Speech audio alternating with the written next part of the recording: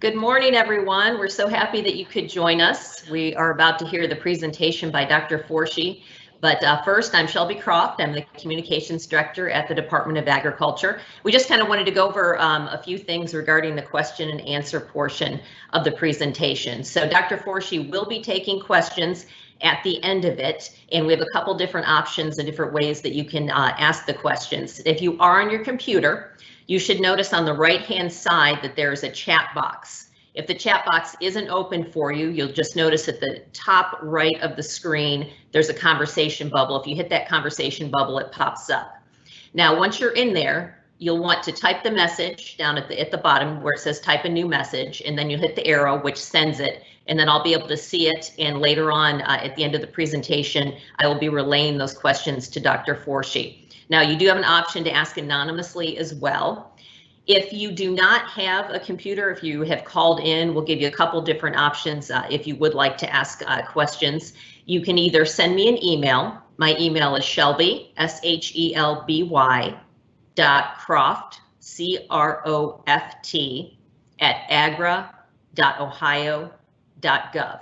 That's Shelby.croft@agra.ohio.gov.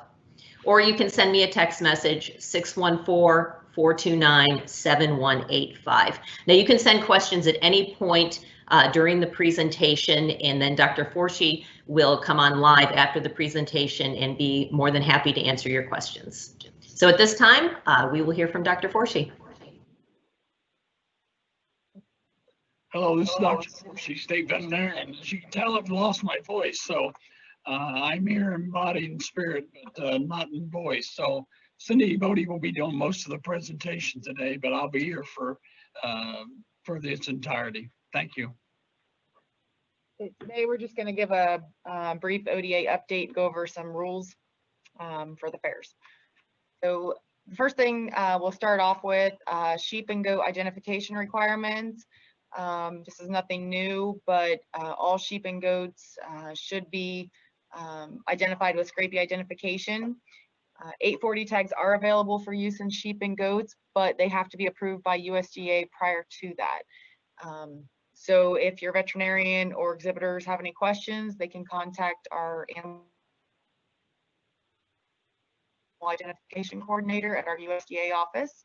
And sheep and goats must have official USDA identification and be identified to the flock of birth. This means they need to be identified prior to leaving the farm of origin. So it's really important to educate the exhibitors to purchase animals that are identified before they take them home.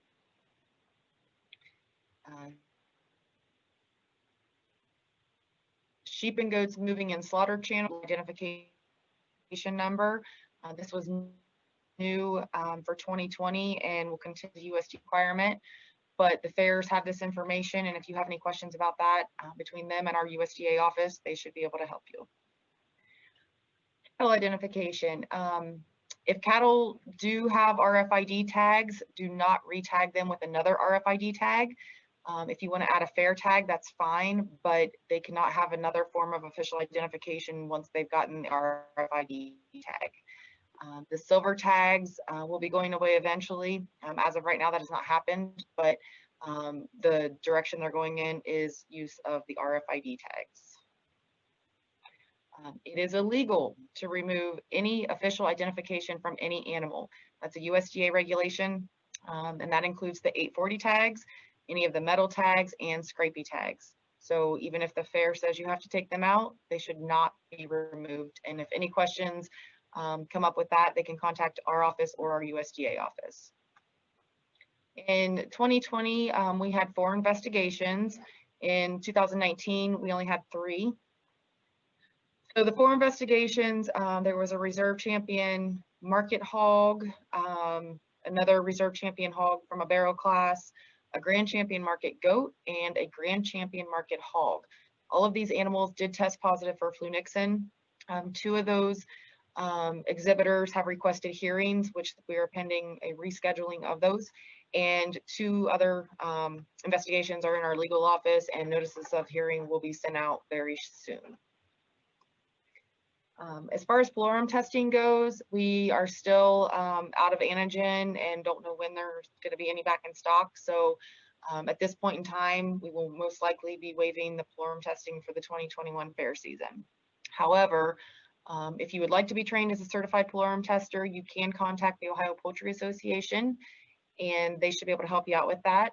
And we will not be doing any training for authorized agents to test turkeys. That does have to be done by a veterinarian.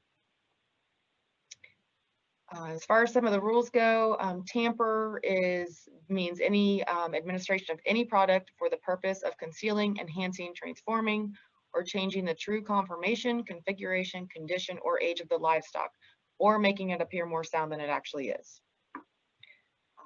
Use or administration for cosmetic purposes of steroids, growth stimulants, artificial fillings, silicone injections, or any other substance.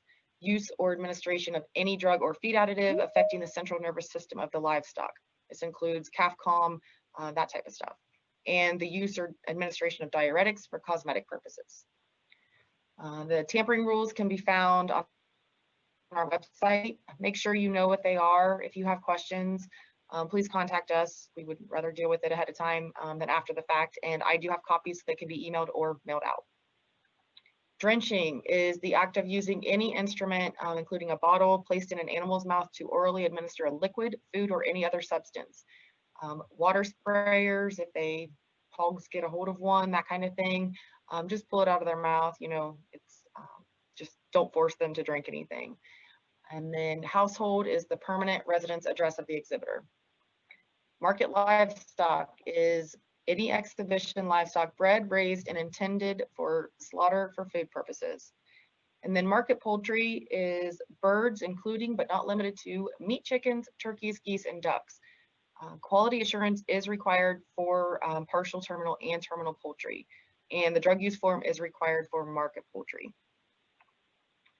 So the different types of shows and slaughter requirements are that have to be terminal or partial terminal for your market classes, including beef steer, hog, lamb, dairy steer, veal calves, and market goats. All livestock required to be slaughtered under this rule shall be slaughtered at a meat establishment licensed by the department or inspected by USDA. The only time an animal can be withheld from slaughter is if it's for disease control or if there is a medication has to quarantine it for residue withdrawal before it goes to slaughter. So livestock destined for slaughter or consignment to a licensed livestock facility shall not be removed from the exhibition grounds until they go to that slaughter facility or the licensed livestock facility, or until the sponsor approves movement of the livestock to another secure area for the reasons we just mentioned. They are not to go home. Animals have to go directly to slaughter. Leasing, this has come up this year. It is allowed for breeding animals of the following species, which includes llamas, alpacas, dairy cattle, and equine. Some fairs may have more restrictions regarding the ownership and leasing of even the breeding animals. So make sure you know what your fair requirements are before exhibitors sign up for any leasing. Medications. Drugs must be administered in accordance with 901-1904 of the OAC, and a revised drug use form must be filed with the records official if it's given anytime after the original form was completed. With the fair vet prior to administering medications to the fair. This will alleviate a lot of problems in the long run, whereas animals being given incorrect medications, maybe not allowing them to show, sell, that type of thing. So the approved veterinarian at the fair should be consulted prior to an outside veterinarian administering medication to the animals. Everybody needs to know what's going on so that we don't have any issues. And then the fair also need to know what's going on with that animal. It's extremely important to know the correct withdrawal times for different medications. Again, incorrect withdrawal times may have an effect on eligibility, or your veterinarian. We're available pretty much 24/7. So again, we would rather take care of it ahead of time than wait until after the fact.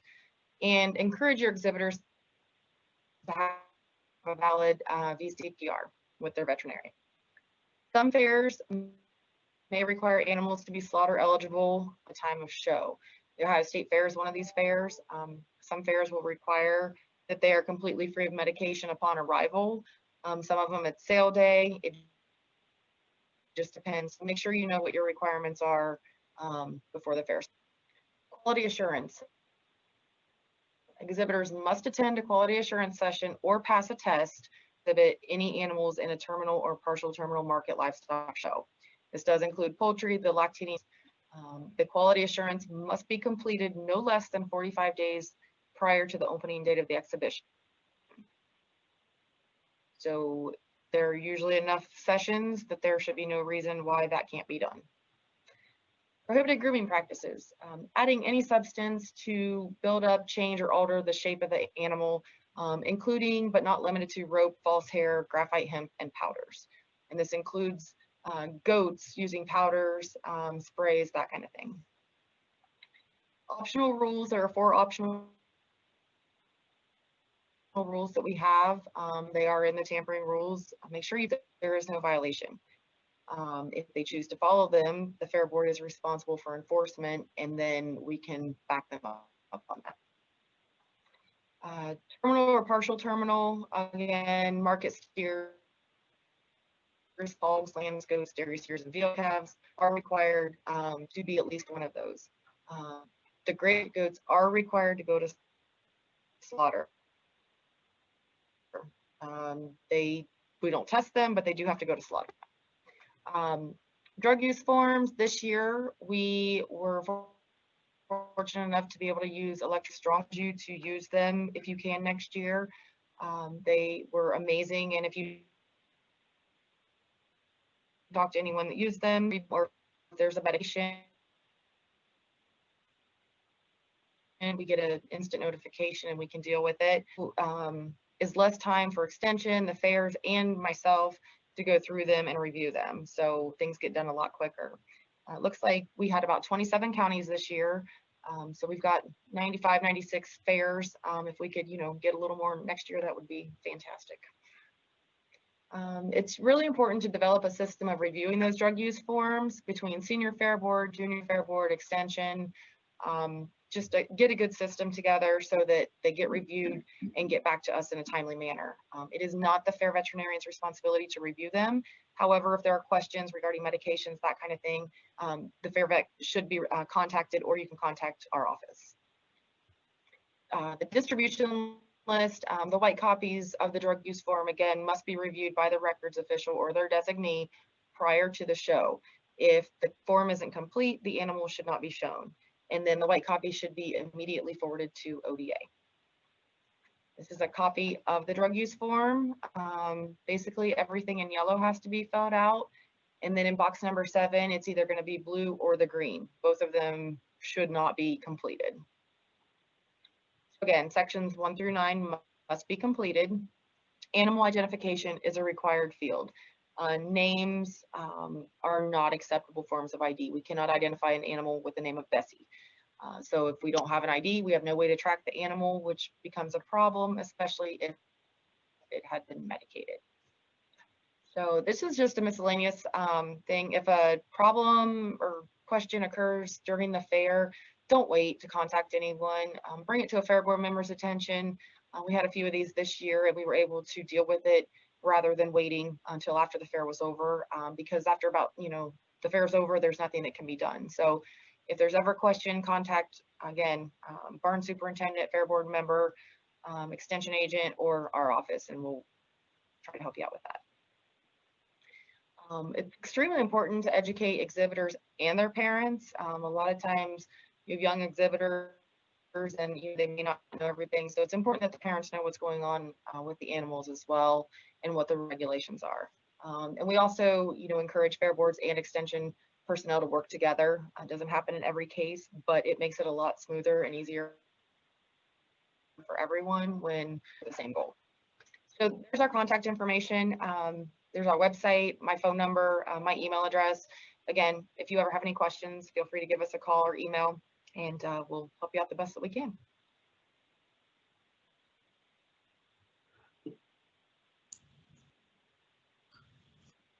Okay, so most of you can see that the slides did not always keep up with Cindy's talking. I know she's a fast talker, but hopefully you got all that pretty well. She did a great job presenting that for me, so appreciate that. So at this time, we'd be glad to answer any questions that anybody might have now. Shelby's taking those. You can put them in the box, question and answer box on the screen if you're on the computer. If you're on the phone, you can just text them to Shelby, and she'll be glad to forward those on to us. So, Dr. Forshey, we do have some questions that are coming in. Once again, if you need to email or text me questions, my email is shelby.croft@agra.ohio.gov. My phone number is 614-429-7185. Dr. Forshey, one question came through. What about goats that are tattooed and registered with a nationally recognized registry association such as ADGA? This is regarding breeding stock and not market stock. That's acceptable as long as they have the registration papers with them at the time they come into the fair. Okay, thank you for answering that. We're getting a lot of questions about this presentation being available afterwards. We are recording it. We will have a link available that can be sent to you, and I do believe that OFMA will also post it on their YouTube channel after this.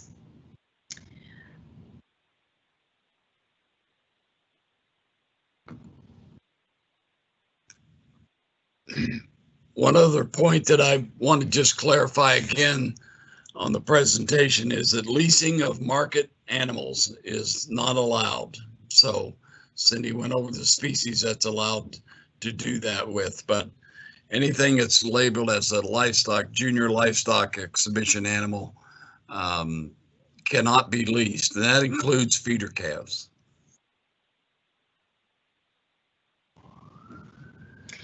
Dr. Forshey, this time we don't have any other questions. I don't know if there are some other topics you want to talk about, and we let people have a minute to possibly send some questions in. I don't know that I have anything in particular. I think obviously this is a much shorter version of what we normally do for an hour and a half.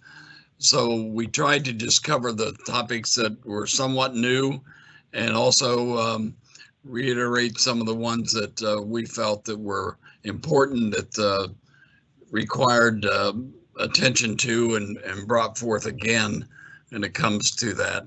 I would say that I would strongly recommend, since the new sheep rules are out as far as tagging is concerned, that you should require all sheep and goats coming to the fair to be officially ID'd. I think that's extremely important. With the new rules, they have to be officially ID'd if they're going in group slaughters or whatever. So I would just make sure you require in your red books to have all sheep and goats officially identified. Dr. Forshey, we do have another question. How do we get access to the electronic DUNF so we can use it rather than paper copies? I'll let Cindy answer that. If you want access to those, you can email or call me. I don't actually set those up, but I will get it to the extension people who are handling that. So again, you've got my information on there. Just email, call me, and we'll get you set up with them.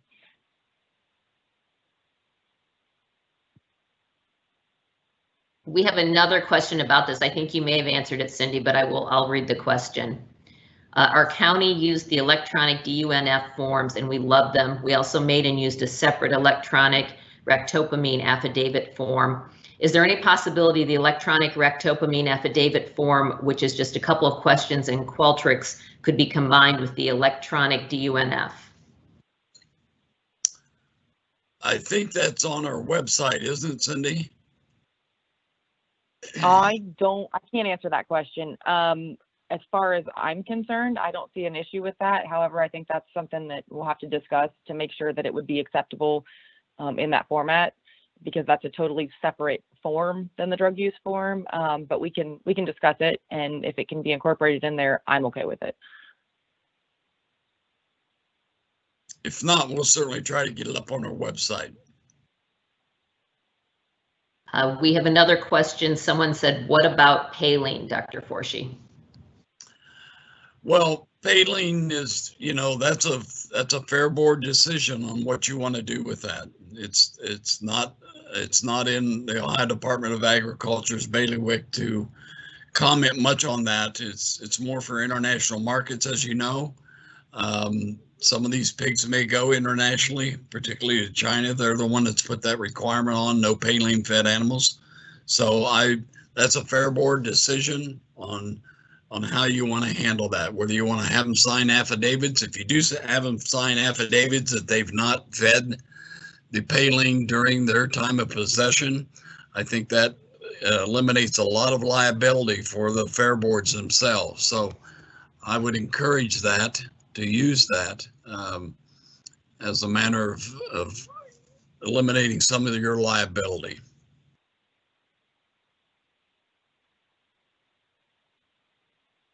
The original affidavit I saw floating about was talking about that ractopamine had not been fed in the lifetime of this animal. I don't think you can say that.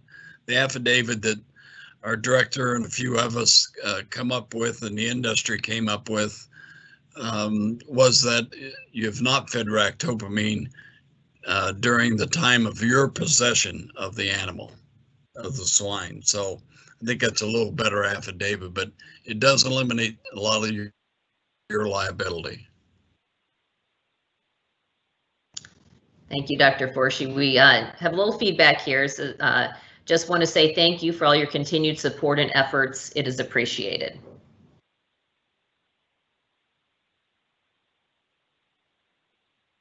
We appreciate that as well. Thanks.